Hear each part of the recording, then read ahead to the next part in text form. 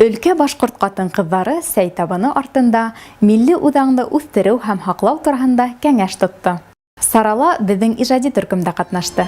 Был изге башланғыстың авторы Башҡортостан ҡыҙы Розанна Ҡәйипова. Милләттәшебеҙ Силәбегә күсеп килгәс, балаларына тыуған телен, мәҙәниәтен нисек итеп ҡалдырыу тураһында уйлана башлай. Тиҙҙән был һорау менән баш ватыусы тик үҙе генә түгеллеген аңлай һәм башҡорт ҡатын-ҡыҙҙары тип аталған ойошма төҙөргә ҡарар итә.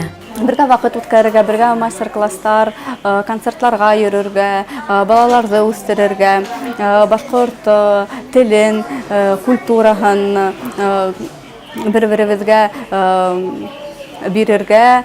Узнала, значит, про тоже традиции, то, что девочки чем занимаются, какие у них хобби. Мне интересно, и я хочу общаться. Силәбе башҡорт ҡатын-ҡыҙҙарының беренсе осрашыуы сәй табыны артында үтә.